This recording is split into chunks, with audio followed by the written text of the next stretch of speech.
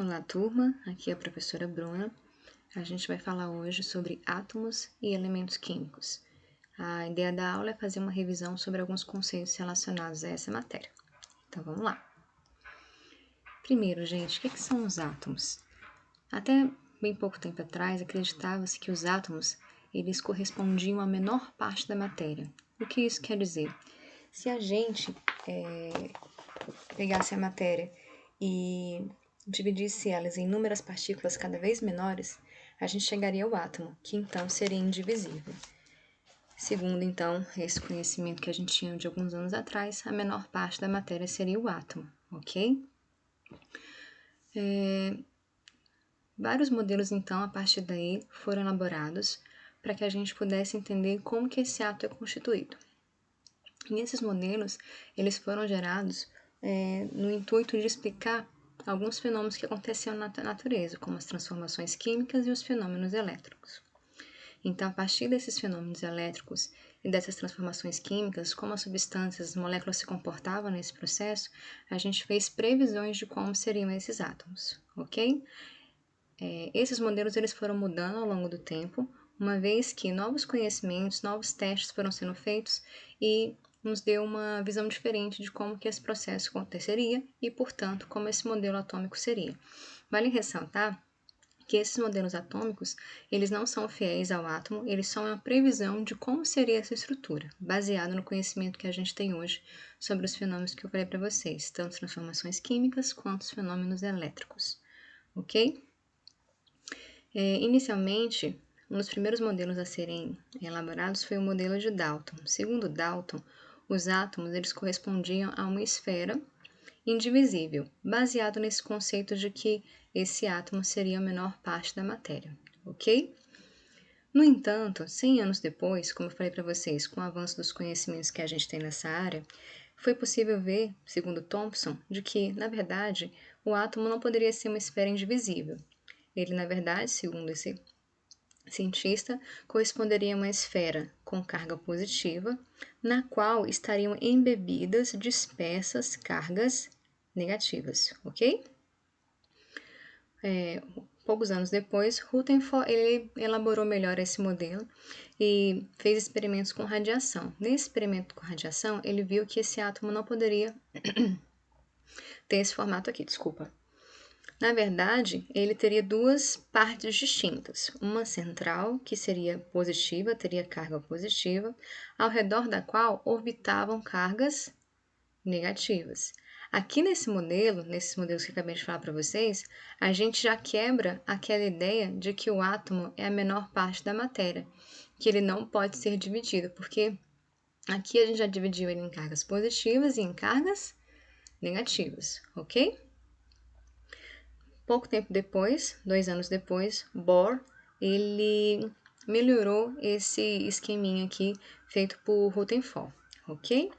Esse modelo aqui, então, segundo Bohr, esse núcleo central que tem carga positiva, essa carga positiva ele chamou de prótons, e junto com esses prótons aqui no núcleo, a gente teria o que ele chamou de nêutrons, ok? Esses nêutrons e prótons formariam o centro desse átomo, ok? O qual era circundado por elétrons que teriam sempre uma órbita circular, certinho? Pouco tempo depois, 13 anos depois, a gente tem uma outra característica, uma outra modificação. Segundo esse modelo aqui, que é um dos mais atuais, esse núcleo central, que é formado por prótons e nêutrons, ele ainda seria divisível. Quer dizer que os prótons e os nêutrons, eles também podem se dividir, eles podem ficar ainda menores, certinho? No entanto, esse modelo é um pouquinho mais elaborado, a gente não vai trabalhar com esse modelo, na verdade exige um grau de conhecimento que não é compatível aí com o nosso estágio de estudo. Então, a gente vai adotar esse modelo atômico aqui, que a gente fala que é o de Rutherford e Bohr, porque, na verdade, foi um trabalho que foi uma melhoria do Rutherford, ok? Então, vamos lá, gente. Esse modelo atômico que a gente acabou de falar, que a gente vai estudar, ele consiste no seguinte, como eu falei para vocês, tem um núcleo, Esse núcleo, ele é composto por duas partes, dois tipos de estrutura. Uma que eu vou chamar de prótons e a outra que eu vou chamar de nêutron. Ao redor desse núcleo, eu tenho elétrons que ficam orbitando circularmente, ok? E o conjunto desses elétrons que orbitam ao redor do núcleo, a gente vai chamar de eletrosfera, certinho? Então, o átomo é constituído basicamente de um núcleo, com prótons e nêutrons, e de uma eletrosfera, que é o conjunto de elétrons que circunda essa estrutura, ok? Então, gente, essas estruturas elas vão apresentar carga. Vamos fixar isso direitinho aqui. O elétron, ele sempre tem carga negativa, ok? Então, elétrons têm carga negativa. Prótons têm carga positiva e nêutrons são estruturas sem carga. Certinho, galera? Então, vamos recapitular de novo aqui comigo, gente. Vamos lá. Então, eu tenho os elétrons que têm carga negativa, os prótons que têm carga positiva, aqui, e os nêutrons que não têm carga nenhuma. Eles são nêutrons, daí veio o nome nêutron, beleza? Vamos lá, gente. Os átomos, eles podem se apresentar de diferentes formas. Eles podem se apresentar nêutrons ou na forma de íons. Quando os átomos, eles se apresentam nêutrons, isso quer dizer o quê, gente? Que o mesmo número que eu tenho de cargas positivas vai ser o que eu vou ter de cargas negativas. Vejam bem, esse átomo neutro aqui, ele vai ter 3 prótons, como a gente falou para vocês, eu sei que isso aqui são prótons, porque no átomo quem tem carga positiva são os prótons. Então, esses 3 prótons aqui têm carga positiva e eu tenho, correspondentemente, 3 elétrons com carga negativa. Gente, então em átomos neutros, o número de prótons sempre será igual ao número de elétrons, certinho? Como o número de cargas positivas é igual ao número de cargas negativas, eu não posso dizer que esse átomo nem é predominantemente positivo, nem predominantemente negativo. Eu digo então que essas cargas se anulam e esse átomo é neutro, certinho? Nem é positivo, nem é negativo. Agora, gente, se essa conformação muda e eu ganho ou perco elétrons, eu passo a ter o que eu chamo de íons, ok? Então, vamos lá. Então, vamos usar esse mesmo exemplo aqui, gente, esse mesmo átomo que é neutro. Se esse átomo neutro, ele perde um elétron, o que vai acontecer agora, gente? Eu vou ter 3 cargas positivas para 2 cargas negativas. Isso quer dizer que agora ele é mais positivo do que negativo. A carga total do meu átomo fica positiva, certinho? Então, ele virou um íon, porque ele acabou de ganhar uma carga. Como essa carga é positiva, eu vou chamar esse íon de cátion. Então, gente, cátions são íons com carga positiva. Recapitulando, íons são o quê? Átomos que ganharam uma carga, positiva ou negativa. Como eu falei para vocês, se essa carga é positiva, ele vai ser chamado de cátion, certinho? Situação contrária, se eu pego esse átomo neutro aqui, gente, e ele ganha um elétron, o que vai acontecer? Ele vai ter 3 cargas positivas para 1, 2, 3, 4 cargas negativas. Ele vai ter um número de carga negativa maior, vai ser mais negativo do que positivo. Então, a carga total dele, no fim das contas, será negativa. Novamente, se ele ganhou carga, ele é um íon. Agora, se essa carga é negativa, ele é um ânion, ok? Então, átomos neutros têm o mesmo número de carga positiva e negativa. Prótons e elétrons estão sempre em igual número. No caso dos íons, é um átomo que ganhou carga, positiva ou negativa. Como é que eu ganho carga? Eu perco elétrons ou eu ganho elétrons? São os elétrons que se movimentam nesse processo para dar carga para essa minha estrutura. Se eu perco um elétron, eu fico mais positivo, eu viro um cátion. Se eu ganho um elétron, eu fico mais negativo e viram um ânion, certinho? Vamos lá. Galera, vamos falar um pouquinho agora sobre número atômico e número de massa. Vejam bem, são duas coisas diferentes. Número atômico vai corresponder ao seguinte: Pensem que os átomos eles não são todos iguais. Os átomos apresentam diferenças entre si. Todos eles são formados por prótons, nêutrons e elétrons. Então, o que vai diferenciá-los vai ser o seguinte, o número de prótons que eles contêm. Vamos lá. Então, gente, o número de prótons que um átomo contém vai ser o tal número atômico, ok? Esse número atômico ele é sempre representado pela letra Z. Novamente, esse número atômico representado pela letra Z corresponde ao que eu chamo de número de prótons desse átomo, certinho? Gente, todos os átomos que possuem o mesmo número de prótons, eles são átomos do mesmo tipo, ok? Como eles são do mesmo tipo, eu falo que eles pertencem ao mesmo elemento químico, desculpa, ok? Então, gente, átomos com o mesmo número de prótons, com o mesmo número atômico, com Z igual, eles pertencem ao mesmo elemento químico. Um exemplo para vocês é o hidrogênio. O hidrogênio é um elemento químico. Como é que um átomo vai ser classificado como hidrogênio? Basta que ele tenha um número de prótons, um número atômico igual a 1. Todo átomo que tem um número de prótons igual a 1, ele é o elemento químico hidrogênio. Deu para entender? Então vamos lá. Número de massa é diferente de número atômico. Número atômico é o número de prótons, ok? Número de massa corresponde à soma dos componentes do núcleo. O que tinha lá no núcleo mesmo, gente? Vamos voltar lá. No núcleo tinha prótons e nêutrons. Então, o número de massa corresponde à soma dos componentes do núcleo. E é representado sempre pela letra A. Então, A, que é o meu número de massa, é a soma dos componentes do núcleo, prótons mais nêutron. Como a gente viu, o número atômico, o número de prótons, ele é determinado pela letra Z. E o número de nêutrons é determinado pela letra N. Então, o número de massa vai ser a soma de prótons mais nêutron, ok? Nesse número de massa, eu não considero os elétrons, por quê, galera? Porque a massa do elétron ela é muito pequena, então ela acaba sendo desconsiderada, ela não entra na somatória. Tranquilo? Vamos lá. Então, gente, número atômico é o número de prótons que número de prótons que um átomo tem. Esse número de prótons classifica que elemento químico que ele é. Número de massa é a soma do próton mais o nêutron. Quem não entra nessa conta aqui? Os elétrons, porque a massa dele é bem pequena, é bem insignificante. Tranquilo? Gente, agora a gente falou do número de massa, de como que a gente calcula a massa atômica, né, o número atômico e o número de massa. E a gente vai falar um pouquinho agora dos elétrons, ok? A gente falou que esses elétrons, eles circundam, eles passeiam ao redor do núcleo em órbitas circulares, mas tem uma organização, ok? Todos esses elétrons, eles estão organizados em camadas, certinho? São camadas que são algumas camadas que vai de K a Q, ok? São 1, 2, 3, 4, 5, 6, 7 camadas.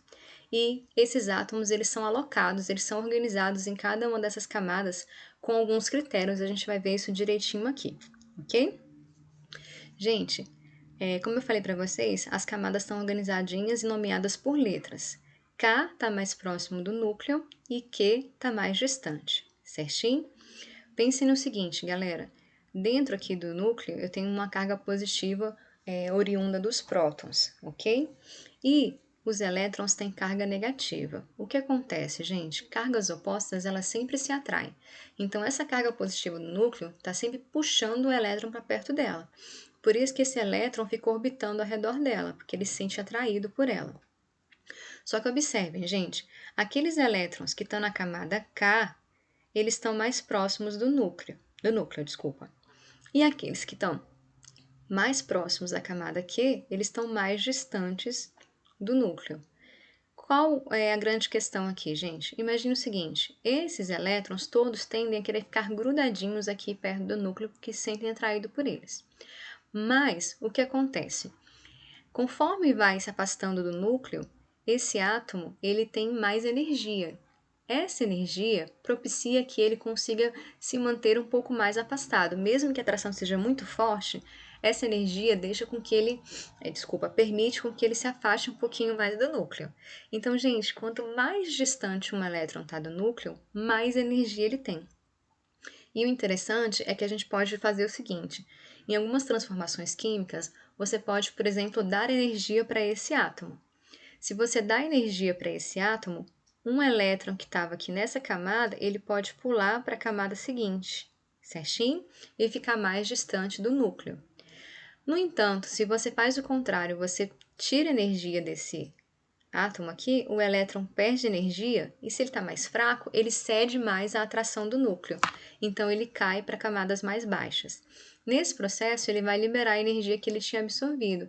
E essa energia ela pode ser liberada na forma de luz, ok? Depois eu vou tentar passar um vídeo para vocês mostrando esse processo. Então, gente, conceitos importantes aqui. Os elétrons, eles estão distribuídos em camadas eletrônicas, ok? Algumas camadas estão mais próximas do núcleo, algumas camadas são mais distantes. Para ficar mais distante do núcleo, eu tenho que ter mais energia. Então, prestem atenção.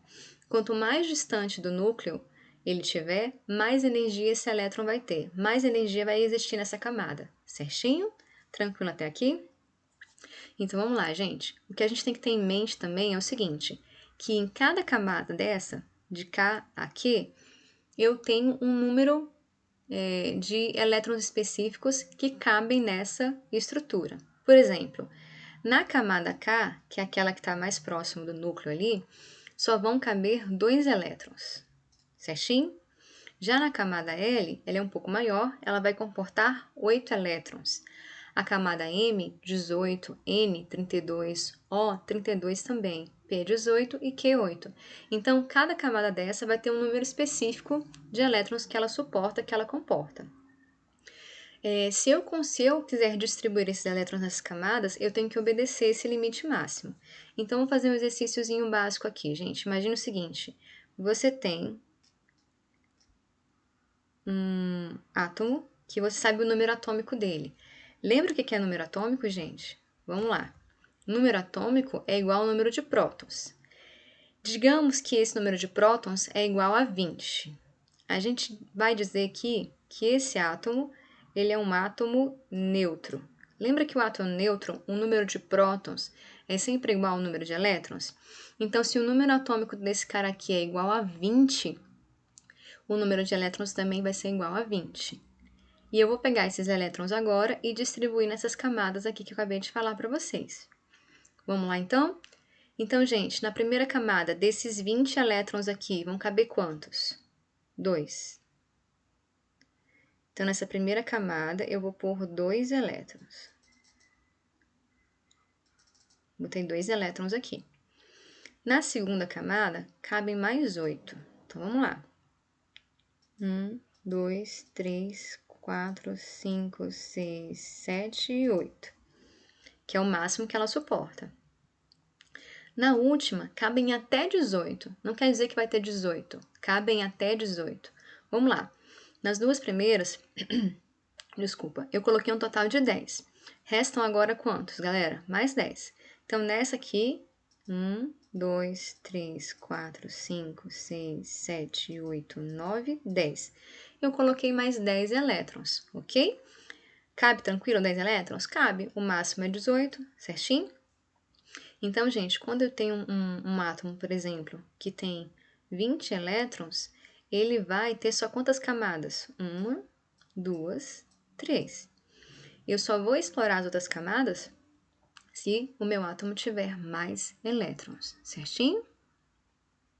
Então, a distribuição eletrônica sempre começa da camada K até chegar na camada Q, ok? Desculpa. Esse processo a gente vai chamar de distribuição eletrônica. Vamos lá, galera, um pouquinho falar sobre os isótopos. Vamos falar sobre os isótopos agora. Gente, a gente falou que átomos que têm o mesmo número de prótons, eles sempre correspondem ao mesmo elemento químico.